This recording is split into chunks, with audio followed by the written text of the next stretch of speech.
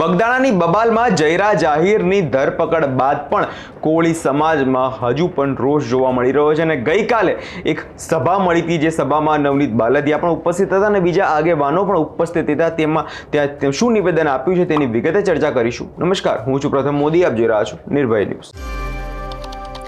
બગદાણાની બબાલને લઈ રાજકારણ જે છે ગરમાઈ ગયું છે। આપણે જોયું કે જે આગેવાન નવનીતભાઈ હતા તેમના પર હુમલો કરવામાં આવ્યો હતો, જે બાદ નામ સામે આવ્યું હતું માયાભાઈ આહિરના પુત્ર જયરાજ આહિરનું, જેમાં એસઆઈટીની રચના થઈને એસઆઈટીની રચના પછી જયરાજ આહિરની આખરે ધરપકડ કરવામાં આવી હતી, જે બાદ કોળી સમાજના લોકોમાં ખૂબ જ ખુશીનો માહોલ જોવા મળ્યો હતો। પરંતુ ક્યાંક ને ક્યાંક કોળી સમાજના લોકોમાં હજુ પણ એક રોષ જોવા મળી રહ્યો છે, કેમ કે તેમનું માનવું છે કે પોલીસ દ્વારા વિષયને લઈને ચોક્કસ તપાસ જે છે કરવામાં આવી નથી અને જે પીઆઈ છે તેમના વિરુદ્ધ પણ કાર્યવાહી કરવામાં આવી નથી। તેના કારણે ગઈકાલે એક સભાનું આયોજન કરવામાં આવ્યું હતું। તે મિટિંગમાં તે કોળી આગેવાનો બધા ઉપસ્થિત હતા અને નવનીત બાલદિયા પણ ત્યાં પહોંચ્યા હતા। ત્યાં જઈને કોળી આગેવાનોએ શું કહ્યું છે પહેલા તે સાંભળી લઈએ। આજે આ કાનૂન સોસાયટીમાં આપ સમાજના ભાઈઓ ઉપસ્થિત છો મોટી સંખ્યામાં, ત્યારે ઘણો આનંદ થાય છે કે આપણે એક મેટરમાં બધાને ખબર છે આપણે હું મેટરમાં ભેગા થઈ છે ને શું કામ ભેગા થઈ છે, તો આપણે દરેક વિસ્તારમાં આપણે મીટિંગ કરવી હતી કે જે આપણા નવનીતભાઈ બાલદિયા છે બગદાણા ખાતે જે બનાવ બન્યો એની ઉપર અમુક સમાજના લોકોએ અન્યાય કર્યો, અમુક આવા જે રૂપા તત્વો દ્વારા નવનીતભાઈ ઉપર જે અત્યાચાર કરવામાં આવ્યો હતો, તેને બેરહેમીથી માર મારવામાં આવ્યો હતો, તેના સંદર્ભમાં આપણે અક્ષર પાર્કની અંદર એક ન્યાય સભાનું આયોજન રાખેલું છે। એ ન્યાય સભા નિમિત્તે આપણે દરેક વિસ્તારમાં આપણા સમાજના ભાઈઓને ભેગા કરીને આપણે એની જાણ કરીએ છીએ કે આ આપણી પાસે એક સમાજની તાકાત દેખાડવાનો મોકો છે। એટલે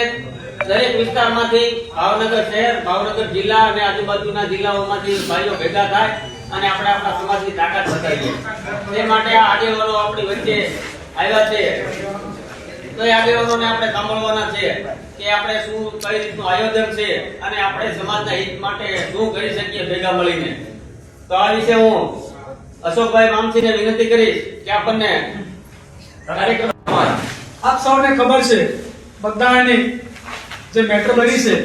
એમાં આપણને ન્યાય મળ્યો છે, પરંતુ જે 50% ન્યાય કહેવાય, જે પોલીસે કોઈ સમાજને રોડે ચડાવી છે ને એ પોલીસને જ્યાં સુધી ડિસ્મિસ ન કરે ને ત્યાં સુધી લડત ચાલુ રાખવાની છે। આપણા આગેવાનોને ઘણાને ખબર નથી કે ભાવનગરમાં સભા શેના માટે છે, ન્યાય સભા એને ખબર પડે એટલા માટે આપણે ન્યાય સભાનું આયોજન કર્યું છે। એવી રીતે કાર્યક્રમ અનુલક્ષી અને હું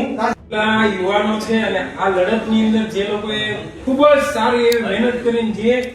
અશોકભાઈ કીધું કે 50% નજીક આપણે પહોંચ્યા છીએ, તો લડત આપી છે ને, એટલે સૌથી પહેલા તો બધા જ યુવાનોને દિલથી વંદન કરું। સોશિયલ મીડિયા અને આ એક્ટિવિટી જો આપણે બંધ પાડી દીધી હોત ને તો મારા મત મુજબ થોડું ઘણું આ દબાઈ ગયું હોત, પણ આ જે યુવાનોએ સોશિયલ મીડિયાથી કે પછી અલગ અલગ પ્લેટફોર્મથી જે એક લડત આપી છે ને ખૂબ જ સારી અને આ એકતાનો સૌથી મોટો સંદેશ ગયો છે અને આ સૌથી મોટી તાકાત છે આપણી જે અત્યારે બધા ભેગા થયા છે। એટલે આવી તાકાત આપણે એક સમૂહ સાથે રહે અને આવતા દિવસોની અંદર જે આ કમિટીઓ જે છે જે યુવાનો છે એ મીટિંગ કરે છે, જે ન્યાય સભાનું આયોજન કર્યું છે, તો ન્યાય સભાની અંદર આપણે સૌ ભેગા મળીને એક એવી તાકાત ઊભી કરી કે ફરી વખત આવો કોઈ ચાળો કરવાની આપણા કોળી સમાજ ઉપર આવું વિચારે પણ નહીં। એના માટે થઈને આ ન્યાય સભા જે લોકોએ જે આખા સમાજના યુવાનો જ્યારે આ ન્યાય સભાનું આયોજન કર્યું છે એ બદલ એમને ખૂબ ખૂબ અભિનંદન આપું છું અને આપ સૌ એમના સહભાગી બનો એવી મારી અંતરપૂર્વક એક આપ સૌને વિનંતી છે। ભારત માતા કી જય, જય જય કોળી।